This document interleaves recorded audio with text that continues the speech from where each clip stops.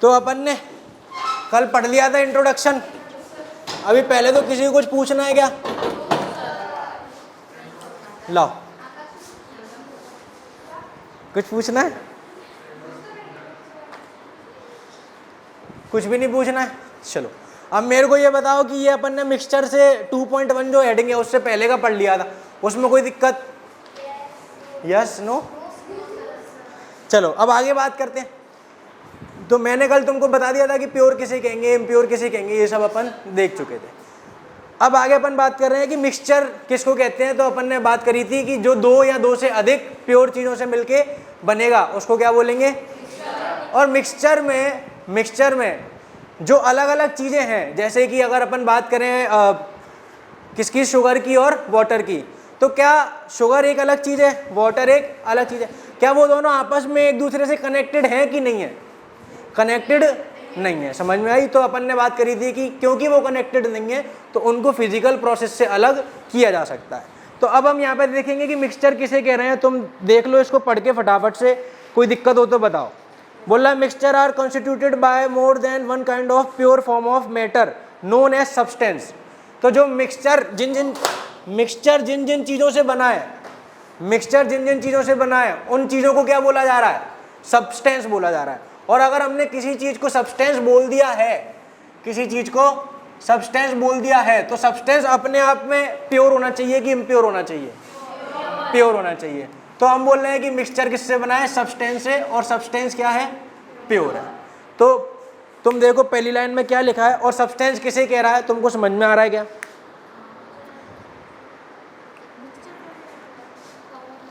ये बात समझ में आई कि नहीं आई? आगे क्या बोल रहा है? A substance can not be separated into other kinds of matter by any physical process. यानी कि जो सब्सटेंस है वो कैसा है? प्योर। यानी कि अगर सब्सटेंस प्योर है तो उसको आप फिजिकल प्रोसेस से अलग नहीं कर सकते। कल हमने बात करी थी कि H2O एक सब्सटेंस हो सकता है कि नहीं? कल हमने बात करी थी इसकी। H2O किससे बना है? H और O के पार्टिकल से मिलके। तो मैंने तुमको बताया था कि आप इनको अलग कर सकते हो कि नहीं कर सकते? कर सकते हो, बट फिजिकल प्रोसेस से अलग नहीं हो सकता। ये किससे अलग होगा? केमिकल प्रोसेस से आप इसको अलग कर सकते हो। फिजिकल प्रोसेस का क्या मतलब है? तो जिसमें रिएक्शन वगैरह नहीं हो रही, जिसमें कोई भी नई चीज नहीं बन रही, उसको क्या बोल रहे हैं? फिजिकल बोल रहे हैं। केमिकल में तुम देखोगे कि रिएक्शन करानी पड़ेगी। तो ऐसे H2O हुआ, ऐसे और भी बहुत सारी चीजें हैं। जैसे कि कल अपन ने नमक की बात करी थी, तो नमक क्या होता था? NaCl। तुम बताओ कि नमक कहाँ से मिलेगा हमको? सी वाटर में से मिलेगा। कहाँ से मिलेगा? अब सी वाटर में से नमक निकालने के लिए कोई रिएक्शन चाहिए या फिर इवेपोरेशन के थ्रू अपने आप मिल जाएगा? कोई रिएक्शन नहीं हुई, पानी उड़ गया, नमक रह गया। तो हमने क्या किया? मिक्सचर में से नमक को, सी वाटर में से नमक को निकाल लिया। तो ये फिजिकल प्रोसेस हुआ, कोई रिएक्शन नहीं हुई। अब अगर मैं NaCl में से Na को अलग करना चाह रहा हूँ, Cl को अलग करना चाह रहा हूँ, तो क्या ऐसा हो सकता है? फिजिकल प्रोसेस की मदद से, क्योंकि NaCl अपने आप में प्योर है। क्या है? और हमने इस चैप्टर में पढ़ लिया है कई बार, बार मैं तुमसे बोल भी चुका हूँ कि प्योर चीज़ों को आप फिजिकल प्रोसेस से अलग नहीं कर सकते। समझ में आ रही है कि नहीं आ रही? तो ये इसने लिख रखा है, इसको अंडरलाइन कर लो कि a substance can not be separated into other kinds of matter by any physical process. ठीक है, फिजिकल प्रोसेस इवेपोरेशन हो गया, सब्लिमेशन हो गया, जैसे और भी बहुत सारे होते हैं, सेग्रीगेशन वगैरह, अलग अलग चीज़ें होती हैं। जैसे अपने घरों में तुमने तुमने वो पढ़ा होगा, विनोइंग किसे कहते हैं? विनोइंग वो ऐसे क्या होता है, वो उसको सूप होता है, उसको पकड़ के ऐसे ऐसे ऐसे ऐसे करते हैं। तो उससे क्या हो रहा है? जो हल्के हैं वो बाहर चले जाएंगे, जो भारी हैं वो रह जाएंगे। तो यहाँ पे भी हमने क्या किया? मिक्सचर में से चीज़ों को अलग कर लिया, हाँ या ना? और यहाँ पे कोई रिएक्शन हुई है, तो विनोइंग क्या है? फिजिकल प्रोसेस है या नहीं है? इस तरीके से पता होना चाहिए कि फिजिकल प्रोसेस किसे कहते हैं। तो इसको फटाफट पढ़ लो, इसमें कोई दिक्कत लग रही हो तो बताओ। वैसे तो मैंने इसमें सब कुछ तुमको बता दिया है। कंपोजिशन मतलब वो किस तरीके से, उसकी बनावट कैसी है, कैसे बना हुआ है, किन चीज़ों से कंपोज्ड है, उसको कंपोजिशन बोलते हैं। कॉन्स्टिट्यूएंट मतलब जिन चीज़ों से वो बना है उनको बोला जाएगा कॉन्स्टिट्यूएंट। जैसे कि पानी की बात करें तो पानी किस किस से बना है, हाइड्रोजन से, और तो हाइड्रोजन और ऑक्सीजन उसके क्या हो गए, कॉन्स्टिट्यूएंट्स हो गए। कॉन्स्टिट्यूएंट माने जिन चीज़ों से बना है उसके छोटे छोटे जो हिस्से हैं उनको कॉन्स्टिट्यूएंट बोला जाएगा। कौन सी?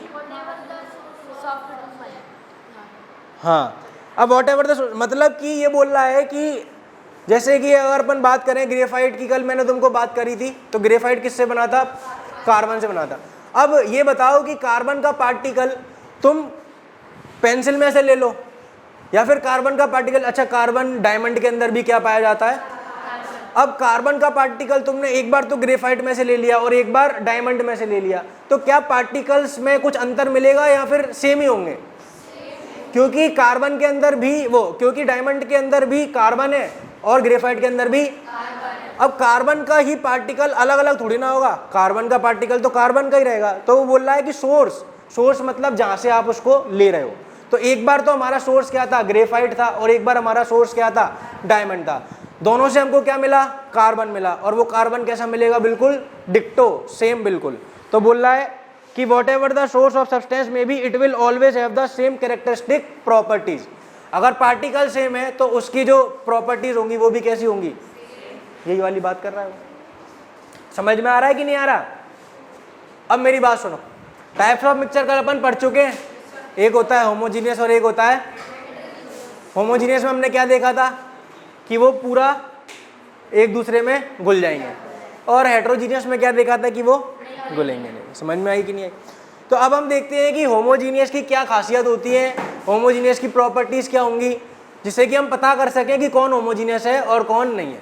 तो अब हमको समझ में आना चाहिए कि होमोजीनियस किसे कहेंगे, प्रॉपर्टीज क्या होंगी, फिर हम उसके बाद किसकी देखेंगे, हेट्रोजीनियस की देखेंगे। तो अपन इसको ऐसे देख लेते हैं कि होमोजीनियस में क्या क्या प्रॉपर्टीज होती हैं और हेट्रोजीनियस में क्या क्या होती है।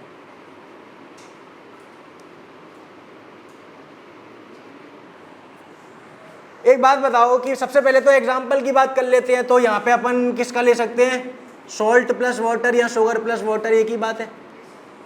और यहाँ पे अपन ले सकते हैं सैंड प्लस। तो इतना तो तुम सबको समझ में आ गया होगा ना कि मैंने इसको होमोजीनियस में क्यों रखा है और इसको हेट्रोजीनियस में क्यों रखा है, क्योंकि ये प्रॉपर तरीके से पूरे में मिल जाएगी और ये प्रॉपर तरीके से पूरे में नहीं मिलेगी। तो होमोजीनियस की तुम लोग आराम से सोच के बताओ, क्या तुम होमोजीनियस और हेट्रोजीनियस अगर तुमको थोड़ा बहुत दिमाग में घुसा है तो खुद से बता सकते हो कि इनमें क्या क्या डिफरेंस या क्या क्या प्रॉपर्टीज होनी चाहिए, खुद से सोच के बता सकते हो? पूरे में किस में, होमोजीनियस में और हेट्रोजीनियस में। तो इस चीज को लिखेंगे कैसे, तो यहाँ पे हम लिखेंगे क्या है पहला पॉइंट, यूनिफॉर्म। यूनिफॉर्म याद करो, यूनिफॉर्म तो पढ़ा था ना हमने, यूनिफॉर्म क्या था, एक समान। तो अगर इसकी बात करें सॉल्ट और वाटर की, तो ऊपर से भी पानी खारा खारा लगेगा, नीचे से भी खारा खारा लगेगा, बीच में से भी खारा खारा लगेगा, और जितना ऊपर लग रहा है उतना ही नीचे लगेगा। ऐसा नहीं लगेगा कि ऊपर ज़्यादा खारा है नीचे कम है, या फिर कोई भी अंतर तुमको समझ में नहीं आएगा। तो हम इसको क्या बोलेंगे, यूनिफॉर्म कंपोजिशन। क्या बोलेंगे, कंपोजिशन। अभी भी बताया ना कि वो किस तरीके से बना हुआ है। क्या इस वाले पॉइंट में कोई दिक्कत लग रही, यूनिफॉर्म कंपोजिशन। तो फिर इसका उल्टा यहाँ पे क्या हो जाएगा, तो नॉन यूनिफॉर्म बोल सकते हैं। ये तो बस मैं शॉर्ट में तुमको पॉइंट समझा रहा हूँ, बाकी नोट्स में तुमको सब मिल जाएगा कि कैसे लिखना है कैसे नहीं लिखना है। इस वाले पॉइंट में कोई दिक्कत है नहीं है। अब एक बात बताओ, ये जो कोई भी चीज है वो किसी में घुलती है या नहीं घुलती। अपन ने एक बार बात करी थी कि कोई किसी में घुल रहा है तो क्या हो रहा है। एक अपन ने एक्सपेरिमेंट पढ़ा था चैप्टर नंबर 1 में कि अगर ये पानी है, इसके अंदर अपन ने कुछ डाल दिया है, ये लेवल यहाँ तक का लेवल है, अगर इसके अंदर अपन मान लो शक्कर डाल रहे हैं तो क्या इसकी हाइट बढ़ेगी या कम होगी या इतनी रहेगी? क्यों? पार्टिकल्स जो है, जो शुगर के पार्टिकल्स हैं या फिर जो सॉल्ट के पार्टिकल्स हैं, वो पानी के पार्टिकल्स के बीच में जाके बैठ गए हैं। ये बात समझ में आ रही? इस वजह से इसकी क्या नहीं बढ़ रही, वॉल्यूम नहीं बढ़ रही। तो तुम बताओ कि इसमें मिक्सिंग हो गई कि नहीं हो गई। अब सोच के बताओ कि मिक्सिंग कब होगी, जब किसी जिसको हम मिला रहे हैं उसका पार्टिकल का साइज छोटा हो, जिसको हम मिला रहे हैं। अगर मान के चलो कि शुगर का पार्टिकल का साइज पानी के पार्टिकल से बड़ा होता, क्या बोल रहा हूं मैं, शुगर के पार्टिकल का साइज पानी के पार्टिकल से बड़ा होता, तो क्या कभी भी शुगर का पार्टिकल पानी के पार्टिकल्स के गैप के बीच में घुस पाता? समझ में आ रही है कि नहीं? ये जैसे दो बच्चियां बैठी हैं, इनके बीच में मैं एक हाथी ठूस सकता हूं क्या? ठूस सकता हूं क्या? चाहे मैं कितनी भी जबरदस्ती कर लूं, नहीं ठूस सकता। पर अगर मैं 1 साल का एक बच्चा बिठाना चाहूंगा तो वो बीच में बैठ सकता है, क्योंकि इतनी जगह तो, समझ में आ रही है? तो होमोजीनियस में भी तुमको क्या देखने मिलेगा और हेट्रोजीनियस में क्या देखने मिलेगा? हेट्रोजीनियस में वो मिल नहीं रहा तो क्यों नहीं मिल रहा? पार्टिकल का साइज बहुत, और यहाँ पे पार्टिकल का साइज बहुत, समझ में आ रही है? तो हम बोल सकते हैं कि पार्टिकल साइज इज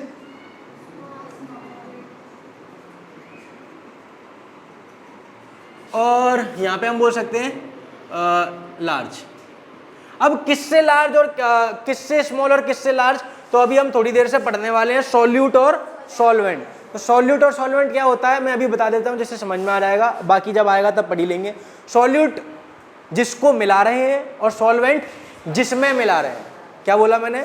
सॉल्यूट जिसको मिला रहे हैं और सॉल्वेंट जिसमें मिला रहे हैं। तो तुम बताओ कि अगर सॉल्ट और वाटर की बात करें तो किसको मिलाया गया? सॉल्ट को। किस में मिलाया गया? तो सॉल्यूट कौन हो गया और सॉल्वेंट कौन हो गया? समझ में आ रही है? तो यहाँ पे हम बोल रहे हैं कि पार्टिकल का साइज छोटा है, तो किसके पार्टिकल का साइज होना चाहिए? सॉल्यूट का। और किससे कंपेयर करेंगे? सॉल्वेंट से। तो ये मैं अभी भी बोल रहा हूँ, ये मैं रफ तुमको बता रहा हूँ, पेपर में ऐसे नहीं लिखने, बस ये तो तुमको पॉइंट समझाए जा रहे हैं। क्या ये वाला पॉइंट समझ में आ रहा है? हाँ बता रहे बेटा, थोड़ा रुको जरा, सब्र करो। हाँ, तो आगे की बात करते हैं। अब इसकी बात अगर कर रहे हैं तो तुम मेरे को बताओ कि क्या अगर सॉल्ट में पानी में सॉल्ट मिलाया हुआ है तो क्या तुमको सॉल्ट ऐसे डोलते दिखेगा क्या कि देखो ये रहा सॉल्ट का पार्टिकल, ये रहा, ऐसे दिख सकता है क्या? इसमें ये रही रेत, ये जा रही है ये रेत का पार्टिकल, क्योंकि उसका पार्टिकल का साइज बड़ा है तो वो घुलेगा भी नहीं, और घुलेगा नहीं तो हमको दिख जाएगा। और अगर सॉल्ट की बात करें तो वो घुल चुका है तो वो हमको दिखेगा। अब दिख रहा है अगर तो क्या हो गई? बाउंड्री किसे कह रहे हैं? बाउंड्री किसे कह रहे हैं? जो दो चीजों को सेपरेट करती है उसको क्या बोला जाता है? बाउंड्री बोला जाता है। तो इसमें होमोजीनियस में क्या तुमको कोई बाउंड्री देखने मिलेगी? तुमको ना तो सॉल्यूट अलग से समझ में आएगा, ना सॉल्वेंट अलग से समझ में आएगा, सब क्या हो चुका है? प्रॉपर बढ़िया तरीके से मिक्स हो चुका है। तो हम बोलेंगे कि नो विजिबल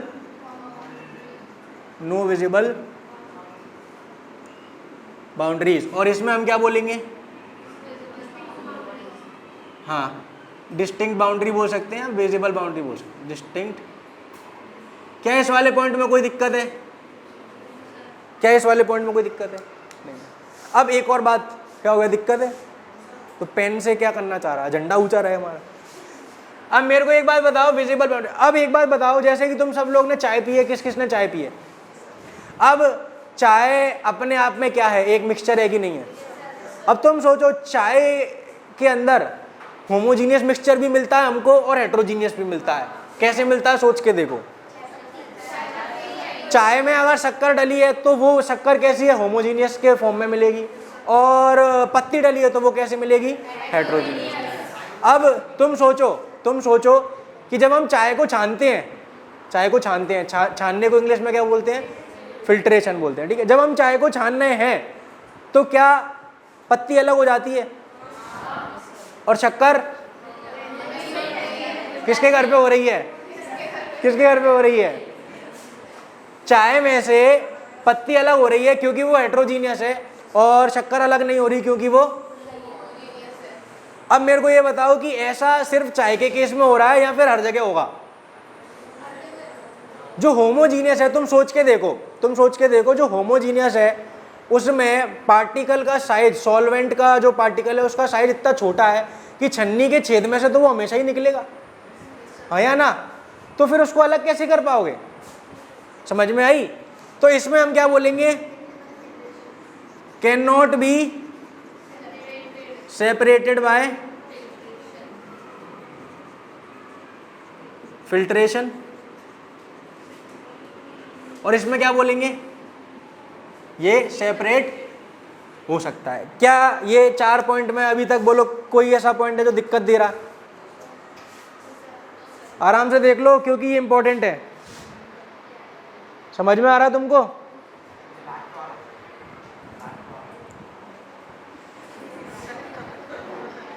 मिस्टर बोलू क्या हो गया लास्ट वाले में? अभी तो बताया सर चाय लाओ तभी मानूंगा। क्या हो गया बेटा? मेरे को ये बता, फिल्ट्रेशन माने छानना। अब तुम किसी भी चीज को छानते हो, जैसे तुम सोच के देखो कि तुमने जब चाय को छाना तो पत्ती अलग क्यों रह गई?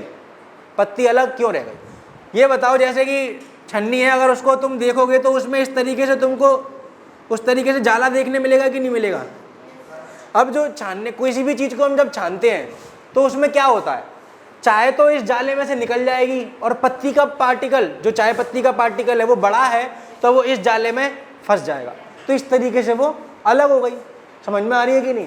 तो क्योंकि वो हेट्रोजीनियस थी इसीलिए वो अलग हो पाई है। तो हम बोल रहे हैं कि फिल्ट्रेशन की मदद से ये वाले तो अलग हो सकते हैं पर ये वाले अलग, क्योंकि इनके पार्टिकल का साइज ही इतना छोटा है कि छन्नी में से चाय भी निकल रही है तो शक्कर भी निकल रही है, दोनों ही निकल गए तो अलग कैसे हुए? समझ में आ रही है कि नहीं आ रही?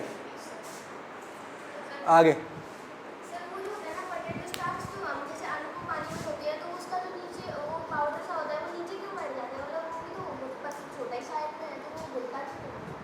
बेटा थोड़ा धीरे बोल, इतनी जल्दी क्यों है? हैं आराम आराम से समझा। पोटैटो स्टार्च होता है, हाँ। तो वो पानी में क्यों नहीं घुलता? क्योंकि वो भी तो छोटा पानी में क्यों नहीं घुलता? अब देखो ऐसा नहीं है कि साइज अगर मतलब पार्टिकल का साइज छोटा है तो वो हमेशा मिलेगा, ठीक है। हम तो ये देख रहे हैं कि जब मिलता है तो उस केस में ऐसा होता है।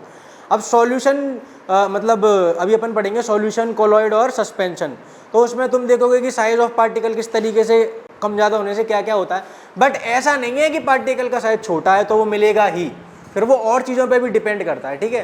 तो वो तुम आगे चल के केमिस्ट्री में पढ़ोगे कि सॉल्युबिलिटी किन किन चीज़ों पे डिपेंड करती है, वो सब आएगा आगे चल के। ऑर्गेनिक केमिस्ट्री के अंदर पढ़ोगे 11th और 12th क्लास के अंदर। तो अभी से हर चीज़ नहीं समझी जा सकती, समझ में आई?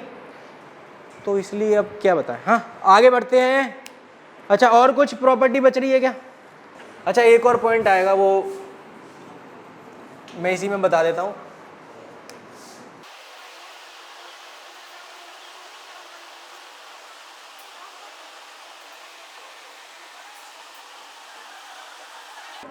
अच्छा एक बात बताओ कि ये जो एयर है वो होमोजीनियस है कि हेट्रोजीनियस है? कैसे कह रहे हो? तुमको कैसे पता? नहीं ठीक है, अंदाजे से कह रहे हो तो कुछ तो सोचो, मतलब ऐसे थोड़ी ना है कि बस हाँ या ना में से एक जवाब दे दिया। कुछ तो सोचो कि एयर जो है वो होमोजीनियस है कि हेट्रोजीनियस है?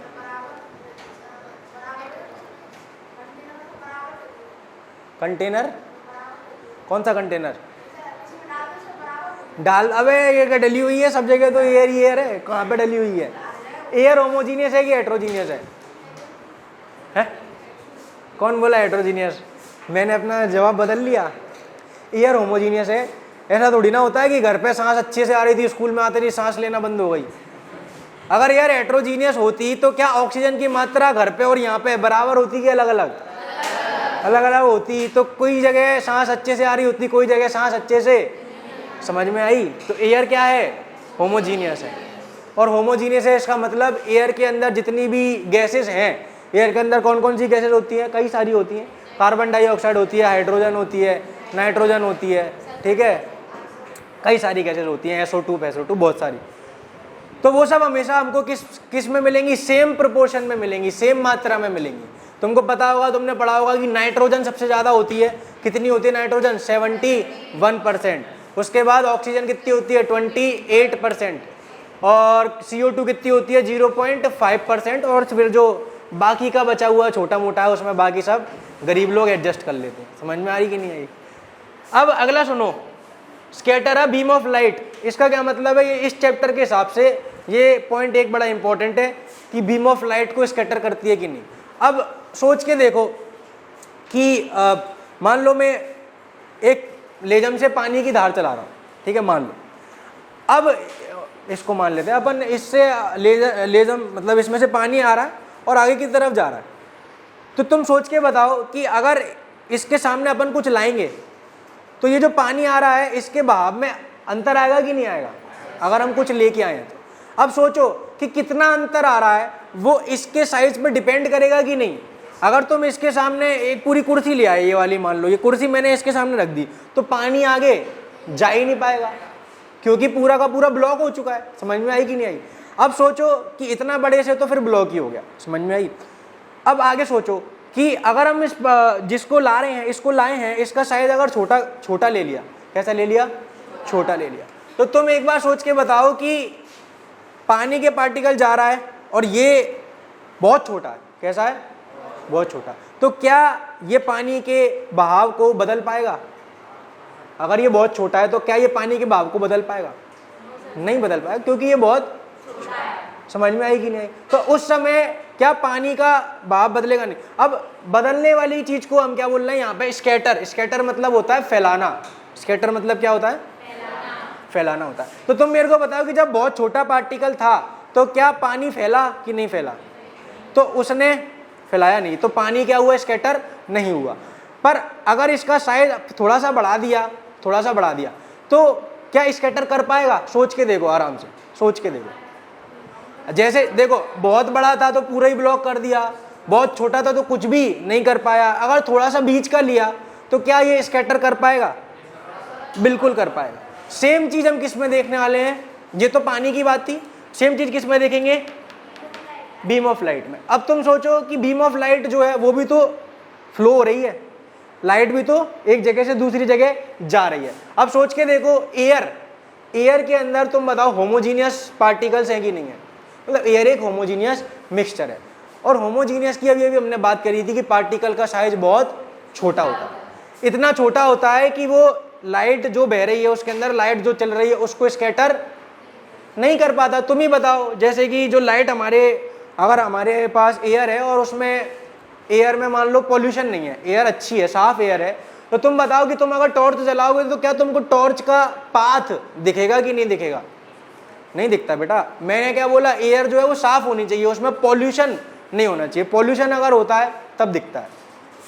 फॉर एग्जाम्पल तुम बात करो कि अभी सर्दियाँ आने वाली हैं, सर्दियों में क्या हो जाता है, कोहरा हो जाता है, और कोहरा होता है तब हमको उसकी लाइट की पाथ दिखती है, क्योंकि कोहरा जो होता है वो हवा से कैसा है, डेंस है।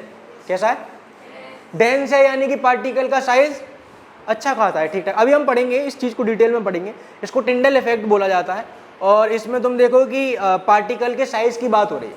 पार्टिकल का साइज अगर बहुत छोटा है तो वो बीम ऑफ लाइट को स्कैटर नहीं कर पाएगा, और बहुत बड़ा है तो फिर वो ब्लॉक ही कर देगा। अगर बीच का है तो वो क्या कर देगा, उसको स्कैटर कर देगा। समझ में आ रही है कि नहीं आ रही? जैसे कि तुम देखो, जब हम एक कमरा मान लो, इस कमरे में थोड़ी बहुत धूल है और हमने अचानक से खिड़की खोल दी, तो सूरज की जब रोशनी आती है तो क्या हमको उसकी लाइट आती दिखती है? तुम देखो, कई बार ऐसा फोटोज में भी देखने मिलता है हमको। और तुम देखो, मैं क्या बताना चाह रहा हूँ, ये इस वाले पेज पे छापा हुआ है इनने, पेज नंबर 18 पे देखो टिंडल इफेक्ट क्या दिखा रहा है। स्कैटरिंग ऑफ लाइट को टिंडल इफेक्ट बोलते हैं। पेज नंबर 18 पे देखो क्या दिखाना चाह रहा है वो। टिंडल इफेक्ट तुमको दिख रहा है कि नहीं दिख रहा?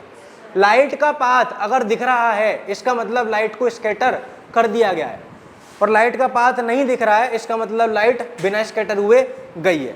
तो होमोजीनियस के केस में क्योंकि पार्टिकल का साइज बहुत छोटा है तो वो लाइट को स्कैटर नहीं करेगा, और पार्टिकल का साइज यहाँ पे अच्छा खासा है तो वो लाइट को स्कैटर कर देगा। समझ में आई कि नहीं आई? तो तुम देखो कि एक पेज पहले अपन को इसका एग्जाम्पल भी बताया जा रहा है। एक पेज पहले अपन को इसका एग्जाम्पल भी, सबको दिख रहा है क्या? पक्का? तो स्कैटरिंग ऑफ लाइट को टिंडल इफेक्ट बोलते हैं। तो होमोजीनियस टिंडल इफेक्ट शो करेगा कि नहीं? बिल्कुल नहीं करेगा, और ये कर देगा। समझ में आ गया? नहीं? क्या नहीं आया? बहुत छोटा बोला मैंने, छोटा नहीं, बहुत छोटा। कैसे करेगा और भी ज़्यादा? जैसे कि तुम देखो, एयर के पार्टिकल्स है, एयर एक होमोजीनियस मिक्सचर है। अगर तुम एयर में टॉर्च जलाओगी तो तुमको टॉर्च की लाइट दिखेगी थोड़ी ना, वो तो जिस पे पड़ेगी उसी पे दिखेगी सीधे। बीच वाला रास्ता दिखेगा क्या?